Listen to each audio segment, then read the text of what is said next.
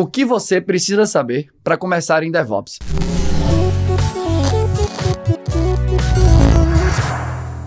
Olá, meu nome é Alberto Souza e hoje eu estou aqui com o Leonardo Sartorello, professor aqui na Alura. E aí, Leonardo, beleza? Beleza. Bom demais, cara. Então, a gente tem alguns tópicos aqui, né, para cobrir, mas o primeiro de todos explica para mim, o que é DevOps? Bom, vamos lá. DevOps. DevOps, quando a gente fala em DevOps, geralmente a gente fala da cultura de DevOps. Não só DevOps, a palavra solta em si. E vamos ver o que é essa cultura. Essa cultura de DevOps, ela engloba várias partes diferentes. Mas o principal é a parte do Dev e a parte de Ops, que é a infraestrutura, que era chamada antigamente de infraestrutura. Então, o profissional em DevOps, ele vai ter que saber um pouco sobre o Dev, então codar, fazer testes, fazer o deploy do código, coisas assim. E vai ter que saber um pouco de infraestrutura. Então, toda a parte de máquinas, sistemas operacionais, uma parte de monitoramento, algumas coisinhas nesse sentido. Bom demais. E aí você usou a palavra cultura. Acho que esse é um tema legal pra gente puxar aqui, que é o seguinte.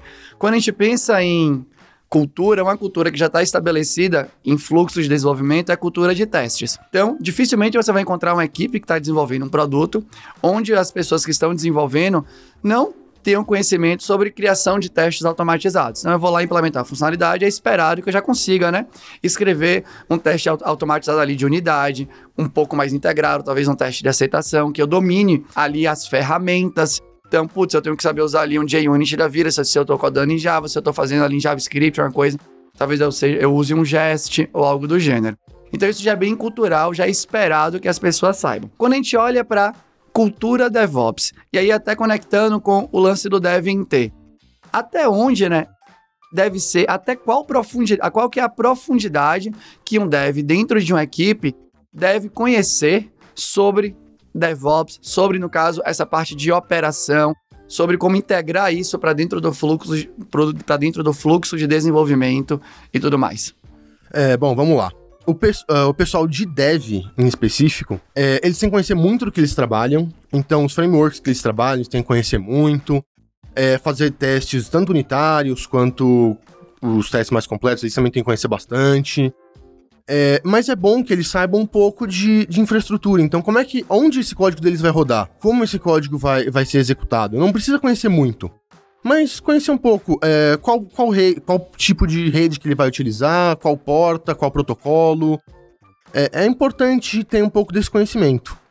Você não precisa saber configurar tudo isso, mas é importante você saber como ele vai ser executado. Agora, o pessoal de DevOps é bem mais puxado para essa área. Então, é bom você saber como você vai configurar a rede, como você vai configurar o sistema, quais são as dependências que você vai ter que ter instalada no seu sistema para você poder rodar o código que o pessoal de Dev fez. E, às vezes, para você saber qual dependência você vai ter que instalar, por exemplo, é bom que você saiba um pouco de Dev. Então, no código que os devs fizeram, quais dependências vão ser utilizadas, aonde vai ser usado variável de ambiente, o que você vai ter que configurar. Então, para isso, você vai ter que olhar no código do Dev. Então, o profissional em DevOps tem que saber um pouco de Dev também. E isso traz essa parte de T, digamos assim. Bom demais. E aí, né, até para a gente pegar aqui a sua opinião como especialista no assunto, é o seguinte, né, tem um tema que é polêmico. Eu deveria ter um profissional ou N profissionais especializados nessa parte de operação para dar esse suporte para toda a equipe, ou todo mundo da equipe deveria realmente se puxar cada vez mais para cima em relação a esse conhecimento de operação, de modo a realmente facilitar o trabalho de quem manja mais. Então, de novo, né, fazendo paralelo com essa parte de testes. Quanto melhor eu testo a minha aplicação, mais eu facilito o trabalho da pessoa com chapéu de QA, por exemplo, dentro ali da equipe, né? Chapéu de QA, aquela pessoa que tem essa responsabilidade ainda maior, né, de prezar pela qualidade do produto como um todo, né? Manja ainda mais sobre testes, tipos de testes diferentes e tal. Para você, como você enxerga isso? Até onde um dev ou uma deva dentro da equipe ali, né, da squad e tal, tem que sacar do troço, tem que sacar desse lance devopeiro para facilitar o trabalho dos profissionais realmente especializados, ou simplesmente eu sei Beleza, eu sei que eu vou rodar lá na cloud, né?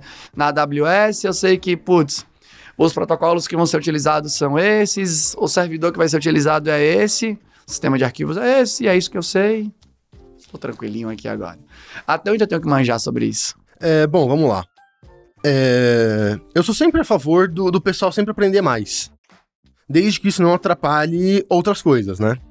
Então, pro pessoal de dev, a prioridade é sempre aprender mais sobre o framework que ele está utilizando, sobre a parte de dev. Essa é a prioridade. Porém, é importante você saber É importante você ter uma ajuda, digamos assim, se ajudar um pouco o pessoal de infraestrutura, o pessoal de DevOps. É importante você tentar sempre conhecer um pouquinho mais. Mas o pessoal de DevOps está aí para facilitar essa integração, tá? O pessoal de DevOps está aí para ajudar o pessoal de Dev a cuidar dessa parte de cloud, a cuidar dessa parte de servidores, a cuidar de tudo isso. Então, se você é focado em Dev, não dê uma atenção, mas não se preocupe muito com isso, tá? Se você é de Dev, agora por sua vez, se você é de DevOps, foca bastante em aprender sobre redes, em aprender sobre servidores. Pega uma linguagem de programação e tenta estudar ela um pouco mais a fundo. Então pode ser Python, pode ser JavaScript, pode ser C, C++. Fica livre aí para qualquer tipo de linguagem, mas tenta pegar uma linguagem de programação e estudar um pouco mais a fundo. DevOps tem um pé forte em Dev. Ele tem essa pontinha em Dev. Então você tem que conhecer também a parte de Dev. Massa demais. Eu concordo bastante que tem que ser o mais integrado possível. O nosso trabalho não é fragmentadinho, né? Você não fica na sua caixa codando e depois você não quer nem saber onde aquele código vai rodar. Tudo mais, é interessante que você conheça como é o processo de deploy, o que está sendo utilizado ali, o local que vai rodar, qual que é a máquina ali que tem, né? Memória, processador. Quanto mais informação você tem e você conseguir utilizar essa informação, provavelmente melhor você vai conseguir produzir o seu código. Só que aí, entrando um pouco mais nesse guarda-chuva devopeiro, aí então tem várias coisas que a gente poderia falar aqui. Vamos pegar uma que tem bastante chance de aparecer código afora, que é o que a gente chama de infraestrutura como código. Então, antes de falar das tecnologias sobre isso, né, ou da tecnologia talvez mais famosa aí atualmente sobre isso, dá uma palhinha pra gente. O que é isso que a galera fala de ter uma infraestrutura descrita ali, né, como código ou algo assim? Bom, a infraestrutura como código é uma área que a gente tem dentro de DevOps que é para facilitar o nosso dia a dia. O normal seria o quê? Eu vou subir uma máquina, por exemplo, na AWS. Eu vou subir uma máquina na AWS, aí eu vou fazer login nessa máquina, eu vou conectar nessa máquina, aí eu vou colocar todas as configurações dela na mão, para depois puxar o código do dev, provavelmente do Git, de algum servidor Git, e depois colocar esse código em produção. Com infraestrutura como código, a gente consegue descrever todas as etapas num pedaço de código, como se fosse um código. E a gente consegue só dar um comando e mandar esse código executar. Esse código vai subir a máquina, vai configurar a máquina, trazer o nosso código e executar esse código pra gente. Então, vamos supor, fazendo à mão. Se fazer uma vez, ok. E se a gente for fazer 10? Se a gente for fazer 20? Você pode esquecer alguma coisa no meio do caminho. Agora, se está rodando como código, você não tem como esquecer. É um código, ele vai executar o código passo a passo. Todas as vezes, então vai te economizar tempo e você vai ter mais certeza do que está acontecendo. Além disso, já está tudo documentado, porque já está tudo em código. Bom demais. Eu lembro muito que quando eu fazia meus projetos pessoais, eu sempre fazia tudo manual. Eu ia lá, subia a máquina, instalava as coisas, fazia pull do código do servidor do Git, derrubava o que estava no ar, colocava o próximo no ar, tudo mais. E aí, mas eu tô aqui tentando lembrar, né, pra gente tentar traçar aqui a linha do tempo, que é, antigamente, quando a galera queria automatizar isso, o povo fazia aqueles scripts em bash lá, né, então ia lá e metia lá os apt-get da vida que tinha que baixar as coisas e parava o que tava rodando, subia, fazia um git pull ali na mão para baixar o que tava, para baixar a versão nova ali do código. E com o tempo eu fui vendo, eu pelo menos fui passando, né, eu fui vendo essas tarefas irem sendo automatizadas por ferramentas cada vez mais interessantes. Hoje em dia, a que eu escuto muito falar é uma que chama Terraform. Faz sentido falar de Terraform, infraestrutura de código? Se você quiser até contar um pouco da evolução da coisa até chegar no Terraform, pode ser legal. Faz sentido sim a gente falar disso. Mas vamos falar um pouquinho da história então pra gente chegar até o Terraform. A gente realmente utilizava bastante essa parte de bash antes, escrevia os arquivos .sh, que são executáveis do Linux geralmente. E esses arquivos tinham...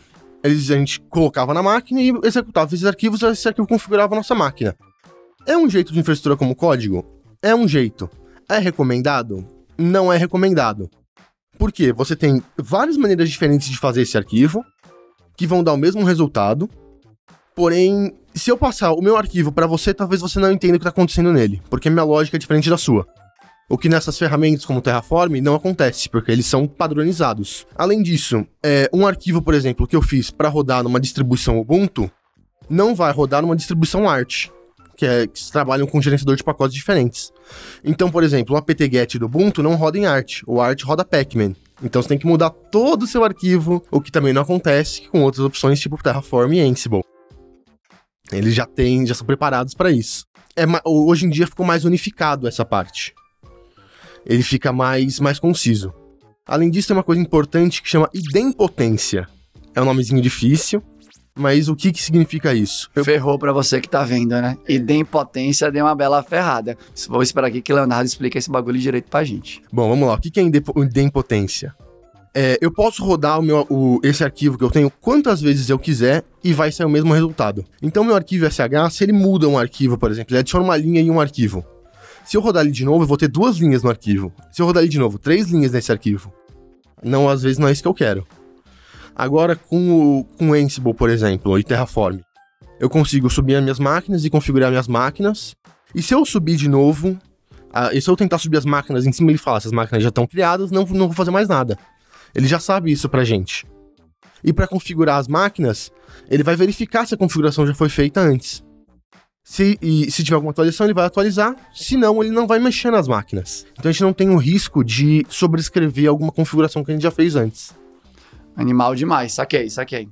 Eu realmente parei lá atrás, né, quando eu fazia minhas coisas, eu admito. Mas eu tô tentando acompanhar, E hoje em dia o Terraform é realmente o mais famoso, é o que a galera mais está utilizando, ou é simplesmente mais um dentro da sacola de ferramentas que possibilitam utilizar a infraestrutura como código? Então, o Terraform é uma ferramenta, é uma das ferramentas mais atuais que a gente tem hoje em dia, estão mais recentes, mais atualizadas. Ela tem uma vantagem que você pode criar o que a gente chama de módulos dentro dele. Então, por exemplo, a AWS tem um módulo, Google Cloud tem um módulo. O Docker, se você quiser rodar só na sua máquina local, também tem um módulo. Agora tem até um módulo, para você ter uma noção, com o Spotify, para criar playlists automáticas no Spotify. Por quê? Porque é um código aberto e qualquer um pode escrever módulos para ele.